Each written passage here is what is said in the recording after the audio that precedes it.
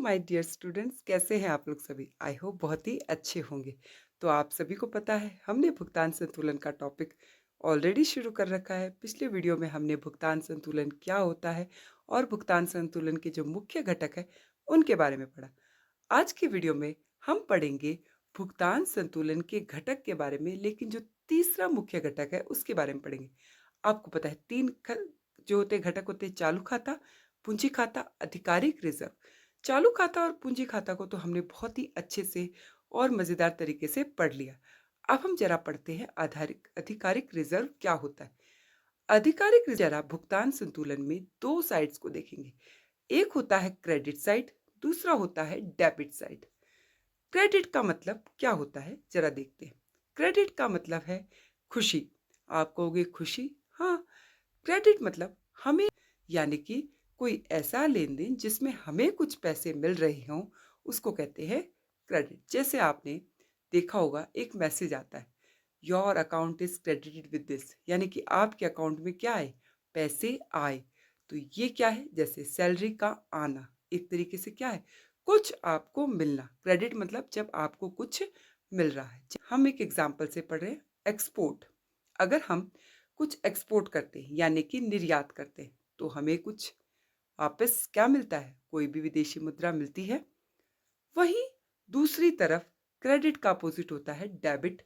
Debit मतलब दुख। अब आप कहोगे दुख कैसे?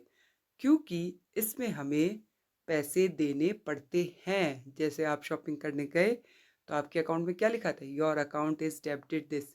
तो आपको कुछ देना पड़ता है, आपके अकाउंट से पैसा जाता है। जैसे कि आयात, जब हम आयात करते हैं तो क्या होता है, हमें कुछ पैसे देने पड़ते हैं, विदेशी मुद्रा देनी पड़ती है। ठीक है, ये होते हैं हमारे क्रेडिट और डेबिट। जैसे एक तरफ हम देखें दोनों का डिफरेंस, क्रेडिट और डेबिट। अगर हम निर्यात कर रहे हैं तो कौन सी साइड है, क्रेडिट। और डेबिट, इंपोर्ट कर रहे हैं तो किस साइड है, डेबिट साइड। मान लो हमारे यहाँ कोई फॉरेनर, विदेशी जो टूरिस्ट है वो हमारे यहाँ घूमने आए तो किस साइड आएगा, क्रेडिट साइड। हम किसी दूसरे देश में घूमने चले जाए तो किस साइड आएगा, डेबिट साइड। हमें कोई पैसा मिल जाए किसी भी तरीके से तो क्या है, क्रेडिट। हम जाकर कहीं दूसरे देश में जाकर निवेश करें तो कहाँ आ जाएगा, डेबिट। तो आई होप इनका दोनों का डिफरेंस समझ में आ गया होगा। अब आप बोलोगे ये आप क्यों समझा रहे हो? इसके पीछे का जो रीजन है वो ये है कि अगर क्रेडिट और डेबिट दोनों सकारात्मक है, यानी कि दोनों हम अपनी जब बैलेंस शीट बनाते हैं तो एक साइड रखते हैं डेबिट कि हमने कितना पैसा दिया, एक हमें कितना मिला। अगर ये सकारात्मक है तो इसका मतलब हमारे पास कुछ पैसा आएगा। वो पैसा कहाँ जाएगा, रिजर्व बैंक ऑफ इंडिया के पास। लेकिन अगर ये ऋणात्मक है तो हमें वही पैसा वापस देना पड़ेगा। और यही आते हैं हमारे किस में, आधिकारिक रिजर्व में। जैसे मैं कहूँ, हमारे देश की जो विदेशी मुद्रा है किसके पास रहती है, रिजर्व बैंक के पास। अगर भुगतान संतुलन सकारात्मक है तो पैसे क्या आएंगे, किसके पास जाएंगे, रिजर्व बैंक ऑफ इंडिया के पास में। मैंने ये कहा ना, क्रेडिट और डेबिट दोनों मिला के सकारात्मक है तो वो पैसा जाएगा कहाँ, विदेशी मुद्रा किसके पास जाएगी, रिजर्व बैंक ऑफ इंडिया के पास। लेकिन अगर वही नकारात्मक है तो वही रिजर्व बैंक ऑफ इंडिया को पैसा वापस देना पड़ेगा। ठीक है, तो इसी को कहते हैं आधिकारिक रिजर्व। ये आधिकारिक रिजर्व जो हमारा भुगतान संतुलन है उसको संतुलन में रखने के लिए काम में लिया जाता है। इसका मुख्य काम ही क्या है, जब भी भुगतान संतुलन क्या होता है, किसी भी प्रकार का हम कहेंगे घाटे में या अधिशेष में, जब भी है ये आधिकारिक रिजर्व हमारे काम आता है। ठीक है, मान लो आधिकारिक रिजर्व में वृद्धि हुई, रिजर्व अगर सकारात्मक है, भी एक्स्ट्रा पैसे मिल रहे हैं, मतलब क्रेडिट ज़्यादा है डेबिट कम है, तो पैसा कहाँ जाएगा, हमारे आरबीआई के पास में। अगर वही मैं मान लूँ डेबिट ज़्यादा है क्रेडिट कम है, तो कहीं से हमें भरपाई तो करनी पड़ेगी, तो कहाँ से करेंगे, आरबीआई करेगा। तो हमारे रिजर्व क्या हो गए, कम हो गए, यानी कि नकारात्मक असर पड़ा।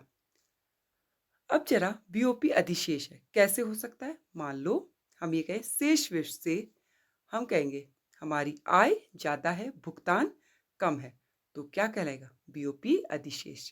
वहीं अगर बीओपी घाटा यानी कि भुगतान संतुलन घाटा कब होगा, जब शेष विष से हमारे भुगतान ज्यादा है, प्राप्तियां कम है, तो हमें क्या कहेंगे, उसको हम बीओपी घाटा यानी कि भुगतान संतुलन घाटा कहेंगे। लेकिन हम हमेशा भुगतान संतुलन को क्या रखते हैं, संतुलन में रखते हैं। वो हमारे आधिकारिक रिजर्व से रखते हैं। दो प्रकार की मदें होती हैं या वस्तु कह सकते हैं, स्वयात वस्तु और दूसरी होती है समायोजित करने वाली वस्तु या समायोजित वस्तु। क्या होती है जरा देखते हैं। स्वयात वस्तुएं जैसे कि एक्सपोर्ट और इंपोर्ट, आयात और निर्यात करते हैं, ये स्वयात वस्तुएं होती है। किस पर्पज से करते हैं, लाभ कमाने के उद्देश्य से करते हैं।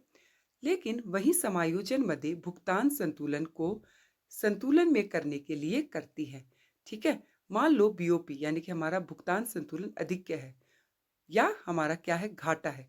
तो ऐसी चीजों को ठीक करने में हमारी कौन मदद करता है, हमारी समायोजन मदें मदद करती है, यानी कि आधिकारिक रिजर्व इसमें एक महत्वपूर्ण भूमिका निभाता है। जैसे देखो, मैंने ये एक बैलेंस शीट ली है। अब इस बैलेंस शीट में देखो करंट अकाउंट अगर आप देखोगे -70 है, $100, यानी कि हमारा किस में है, किस में कहेंगे इसको हम लोग नुकसान में है, ऋणात्मक है। तो इसको ठीक करने के लिए हम कौन सी मदों का इस्तेमाल करेंगे, हम करेंगे समायोजन मदों का। तो जो ऊपर वाली मदें हैं किस में आएंगी, स्वयात मदें। ये जैसे आयात निर्यात करना या किसी देश में निवेश करना या दूसरे देशों से निवेश आना, ये सब किस में मदें आती है, स्वयात मदें। स्वयात मदें लाभ कमाने के उद्देश्य से की जाती है। लेकिन वही समायोजन मदें भुगतान संतुलन को संतुलन में रखने के लिए की जाती है। आप ये भी कह सकते हो जो आधिकारिक रिजर्व है वो किस में आएगा, आपके समायोजन मदे में। स्वयात मदे को हम क्या कहते हैं, रेखा के ऊपर। देखो ये हमारा लास्ट में बैलेंस शीट निकल के आए, इसके ऊपर वाली जितनी भी मदे हैं वो क्या कहलाएंगी, रेखा के ऊपर वाली मदे, यानी कि स्वयात मदे रेखा के ऊपर, जो हमारी बैलेंस शीट है उसके ऊपर की मदे। लेकिन समायोजन मदों को हम क्या कहते हैं, रेखा के नीचे की मदे, यानी कि लास्ट में जो आता है वो हमारी समायोजन मदे होती है। जरा एक बार फिर से देख लीजिए, ये भुगतान संतुलन में स्वतंत्र होती हैं, ये लाभ कमाने के उद्देश्य से की जाती है। लेकिन ये किस लिए की जाती है, यह लेन देन जो भी हमारा भुगतान संतुलन अधिशेष या घाटा है उसको ठीक करने के लिए की जाती है। ये विदेशी मुद्रा में भुगतान और प्राप्तियों के बीच में समानता लाता है। इसको बिलो द लाइन ट्रांजेक्शन कहते हैं, इसको अपर लेन देन या ऊपर अबव द लाइन ट्रांजेक्शन भी कहते हैं। तो ये था हमारा पूरा का पूरा टॉपिक। आई होप आपको समझ में आया होगा। समझ में आया तो please like, subscribe and share.